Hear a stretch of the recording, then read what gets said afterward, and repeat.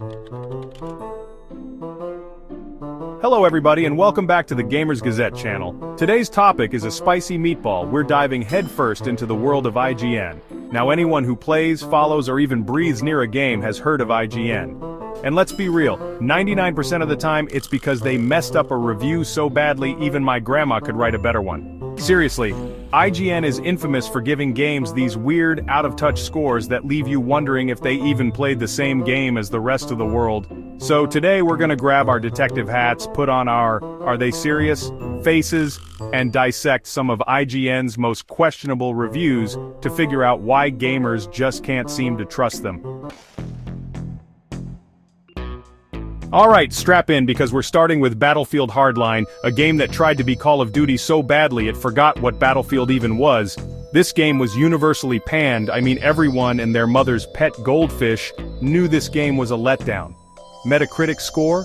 A big fat 73, user score? An even worse 5.3. People were spitting fire, and rightfully so. This wasn't the Battlefield experience they wanted. Most critics, even the ones known for being a bit generous, landed somewhere around the 6 or 7 mark. But then, IGN swoops in with their magical review wand and slaps a big fat 8 out of 10 on this dumpster fire. An 8? Are you kidding me? That's like giving a participation trophy to a team that showed up, played with the ball wrong, and then set the field on fire. Seriously, what game were they playing? Did they get a special edition with extra rainbows and unicorns that somehow made the terrible AI and repetitive gameplay disappear? Listen, I'm all for giving games a fair shake, but an 8? That's not a fair shake. That's like giving the game a full-body massage, a 5-course meal, and then tucking it into bed with a goodnight kiss. This review, my friends, was the equivalent of IGN showing up to a funeral wearing a clown costume. It just didn't make sense. It was tone deaf, it was out of touch, and it made everyone question if IGN even knew what a good game looked like anymore. And the worst part? This wasn't even a one-time thing.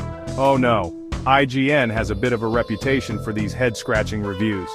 Remember when they gave Sonic the Hedgehog, 2006, a 4.4 out of 10, a game so buggy and broken it became a meme, and yet, they still managed to give Hardline an 8? The logic there is about as stable as a Jenga tower built on a roller coaster. This review, my friends, cemented IGN's place as that friend who recommends terrible movies of the gaming world. You know, the one they tell you no, trust me, it's a hidden gem. And then you end up wasting 2 hours of your life on a movie about a talking toaster that tries to take over the world. So yeah, Battlefield Hardline and IGN's bizarre love affair with it.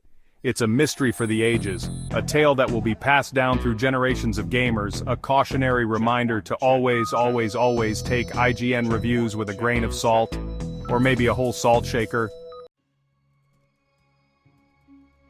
Next up on our hit list of IGN, what were you thinking? Moments is Alien Isolation. Now, anyone who enjoys a good scare knows this game is a masterpiece of horror. It's terrifying, it's immersive, it makes you want to sleep with the lights on for a week straight. Metacritic agrees, giving it a solid 79.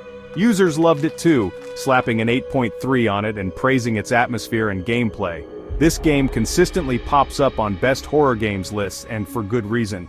But wait, what's this? IGN stumbles out of the shadows, clutching their review notepad, and gives Alien Isolation a measly 5.9, a 5.9? Are you serious? That's like rating Oxygen a 6 out of 10 because it's a bit overrated. Did the reviewer accidentally wander into a children's birthday party and think they were playing a different game? Look, I get it. Horror is subjective. What makes one person jump out of their skin might make another person yawn. But a 5.9 for a game that's widely regarded as one of the most effective horror experiences in gaming? That's not just a difference of opinion, that's a difference in reality. It's like going to a Michelin star restaurant and complaining that the food is too fancy, or watching the Mona Lisa and saying, meh, her smile is kinda creepy. It's just baffling, like trying to understand the appeal of Crocs. But what's even more baffling is that IGN's reasoning for this low score was that the game was too long. Too long? Too long? This is a horror game. The whole point is to build tension, to make you feel hunted, to make you question every creak and groan in your house long after you've turned the game off. Complaining that Alien Isolation is too long is like complaining that a roller coaster ride is too intense, or that a Metallica concert is too loud. It's missing the entire point. This review, my friends, was the gaming equivalent of bringing a water gun to a lightsaber fight. It was completely outmatched, completely out of its depth, and left everyone wondering if IGN had even played the game long enough to understand what made it so brilliant. And now, the moment you've all been waiting for, the piece de resistance of IGN's questionable reviews, Mass Effect Andromeda. Now I don't need to tell you this game was a disappointment. It was like the younger sibling who tries to live up to their older sibling's success, but ends up tripping over their own shoelaces and face-planting into the birthday cake. The game was plagued with bugs, glitches, and animations that looked like they were animated by a team of toddlers hopped up on sugar. The story felt flat, the characters were forgettable, and the whole thing felt like a pale imitation of the Mass Effect trilogy we know and love. Metacritic echoed this sentiment with a lukewarm 71, while users went even lower, giving it a 5.0. This game was a black mark on the Mass Effect franchise, a painful reminder that even the best game developers can stumble. But then, like a beacon of positivity in a sea of disappointment, IGN emerges from the wreckage, review in hand, and bestows upon Mass Effect Andromeda a 7.7 out of 10. A 7.7! For a game that shipped with more bugs than a rainforest, a game that made you question if BioWare had even played their own games. This wasn't just generosity, this was delusion on a whole new level. This was like giving a standing ovation to a mime who forgot to put on their makeup, or giving a Nobel Prize to a pigeon who just happened to poop on a chessboard. Did they somehow miss the countless glitches, the awkward animations, the story that felt like it was written by a committee of bored executives? Did they play a different game? Were they paid off in space hamsters? The gaming community was baffled. It was like watching someone try to start a fire with two wet sponges. It just didn't make sense. This review, my friends, wasn't just a bad review, it was a betrayal. It was a slap in the face to anyone who had ever loved a Mass Effect game.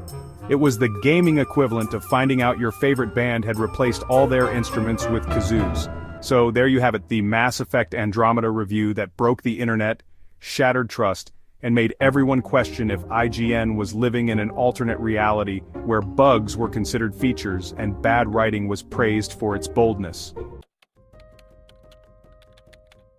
So we've come to the end, and those are only 3 of many examples of IGN's poor reviews, and why many don't even consider them a reliable, trustworthy source.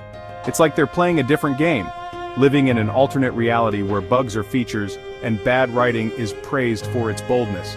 If I missed any, put them in the comments, and I could most likely do a part 2 if you guys are interested. There are plenty more head-scratching IGN reviews out there, enough to fuel a whole series of What Were They Thinking videos. So, until next time, ciao. And remember, when it comes to games, always trust your gut, not IGN.